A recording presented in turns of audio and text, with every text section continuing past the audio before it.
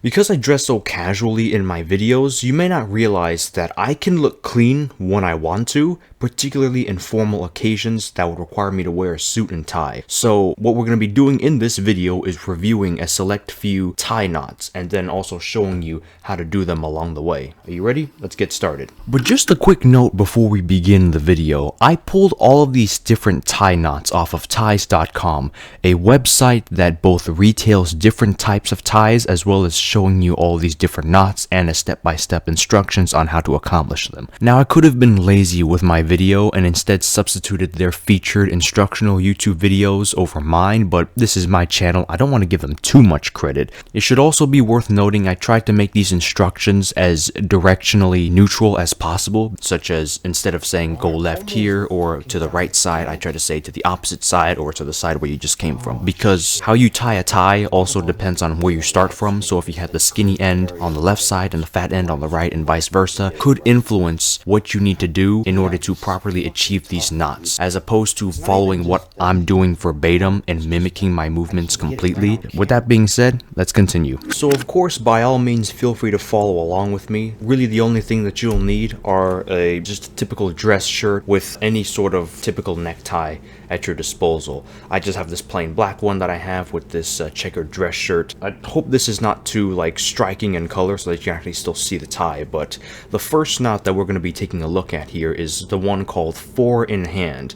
Now this is by far the most simple tie knot that you can learn, and if you're going to wear a tie with a suit on any different occasion, you should at least know this knot. The 4 in hand tie knot is extremely simple. As with all other tie knots, be sure to adjust your tie lengths accordingly. First, layer the fatter end over the skinny end, then wrap the fatter end around the skinnier end twice. Finally, using what I like to call the under, over, down, and through technique, finish the knot by pulling the front end through the wraparound loop just created and pull down on the front side to tighten the knot. This will make it such that the fatter end will be positioned in front of the skinnier end in the back. 2 pointers for a more proper look. Be sure to create a pinch in the tie beneath the base of the knot known as a dimple. Second, be sure to slide your tie knot using the back end all the way up to the collar. You have no idea how many people I see not do this. Make sure though not to raise it too tightly, otherwise you'll wind up choking yourself trying to look clean. And you know how the saying goes, you cannot look sexy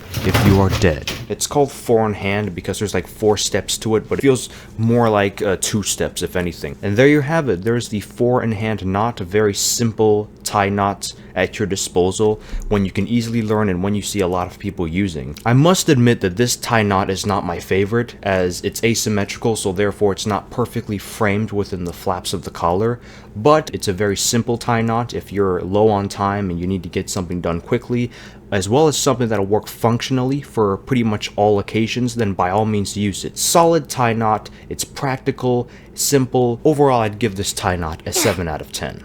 Next up, we have the half and full Windsor knots. Now, these are 2 separate knots, but I decided to include them in one segment since they're both kind of 2 different variations of the same thing. So that's what we're going to be doing right here. The first thing that we're going to do is the half Windsor, of course. It's the simpler of the 2. To achieve the half Windsor, start by layering the fat end over the skinny end and then wrap it around halfway. Now take the fat end and run it through the neck loop, pulling down and behind the knot to the opposite side. Then wrap the end around the knot to begin finishing with the UODT technique.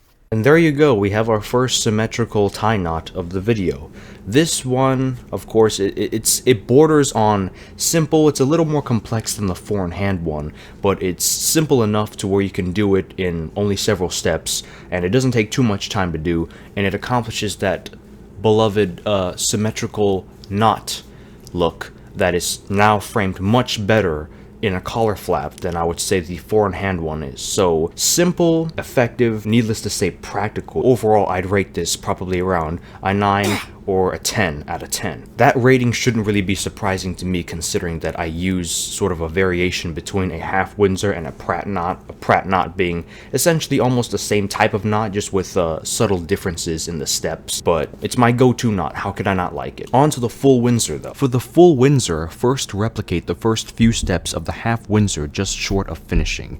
Instead, now you'll need to loop the fat end around the collar neck on the other side just as you did to start, before finishing the the knot with the wraparound and the UODT technique. And there we have it. We have a Windsor tie knot. You can see how much thicker this knot appears to be compared to the previous one, but it still looks the same, just with more steps. So I would give this only a slight downgrade, but it's still very good if you want to use it and have it at your disposal. So overall, I'd say an 8 to 9 out of 10. This next knot is going to be the Balthus knot. I believe that's how you say it. This knot is different in that you must invert the tie to start. Have the sewed side facing upwards as opposed to the smooth one. Start by layering the skinny end over the fat one, then bring the fat end through the neck loop towards you and behind the knot, then pull down to the opposite side. Repeat this on the other side of the neck loop before doing that once more on the other, where you started, before wrapping around and finishing the knot. This knot will surely leave you little tie length to hang off of your neck. So there you have the Balthus knot, which is once again a symmetrical tie knot. It's much fuller in comparison to the last two. You may not even have enough tie acceptable to be hanging down by the time you complete this knot, because it's very complex, almost to an unnecessary degree, just to accomplish the same look as all the others. But it's still a practical knot, so I'm not gonna bash it completely. Overall, I'd say it's above average. I'd give it about a 6, maybe at most 7 out of 10. Okay, here we are now to our last two knots. These are going to be the more eccentric of the bunch, so you'll have to stick with me and don't blink because you'll miss something. Flipping the tie back over, these last two knots will now involve the skinnier end to execute, so be sure to leave yourself with a lot of it. Wrap the skinnier end halfway around the fat side and pull up through the neck loop from behind the knot. Bring the end down and around behind the knot to the opposite side, and next bring it back over and through the neck loop back to the other side. Perform a finishing wrap with an under, over, down, through technique, but continue by threading the end toward the side you just came from, behind and around to the other side. Finally, you'll thread the end through the concealed loop, pulling to tighten, and then finishing by hiding the remaining length of tie in the neck loop and under the collar. The last task almost being more difficult than tying the fucking knot itself. You can't see it here, but this is one of the weirder tie knots. I kind of rushed this so it doesn't look the best right now, but it's called Trinity because the knot looks like it's split up into 3 different overlapping parts.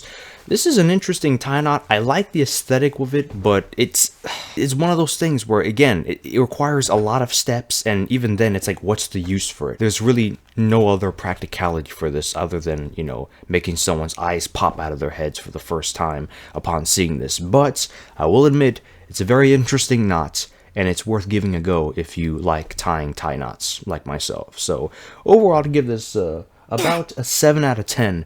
Mostly on the merits of the looks, because it looks pretty cool. The last one we have here is definitely the most eccentric and definitely the most difficult knot. It's called the Eldridge, and if a tie was a strand of hair, then this would definitely be the closest you would have to tying a braid. This takes a lot of steps, so here we go. Start the Eldridge knot by wrapping the skinny end over the fat end halfway, then proceed to pull up and down through the neck loop to the opposite side. Then wrap the end around the front, almost as if about to finish a typical knot, before proceeding to pull the end back down and behind the knot where you just came from. Pull the knot down and out on the other side and thread the end through the loop you've just previously created, pulling to tighten. Now here's the most important and tricky part. Loop the skinny end around the nearest side of the neck collar almost completely before threading it through the neck loop out to the other side. Finish off the knot by pulling through your newly created loop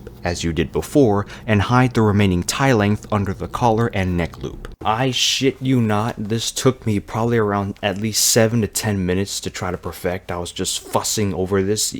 I literally practiced this a couple hours ago in anticipation of this video, so I was actually shocked at how much I was fumbling with the knot, but I finally completed it.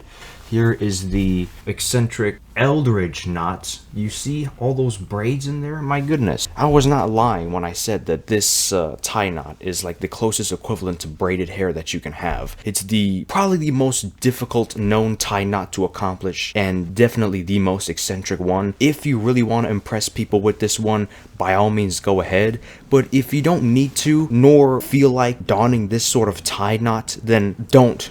Alright? This is probably not that practical for how many steps you have to go through. You'll probably have to be rehearsing how you tie this for like at least an hour before sufficiently mastering it, so to speak. I mean, it looks good, has a symmetrical pattern, and if you do it right, it can actually be very aesthetically pleasing. Just for that, I'll probably give this an 8 to 9 out of 10. I mean, way to go, Eldritch Knot. You managed to frustrate me. I'd stop all the recording for like 10 minutes just to try to get this whole thing right, but I guess it was worth it because of how nice it turned out anyway. So anyways, those are my thoughts and reviews of different tie knots. Hopefully you took something away from this. I mean, you should have. This is not just a review, this is also a half tutorial. So whenever you are looking forward to an occasion where you will be donning a suit and a tie, if this is the video you stumbled upon, you're welcome. So hopefully you enjoyed watching it, and I'll see you in the next video, whenever the hell that'll be. Stay handsome, my boys.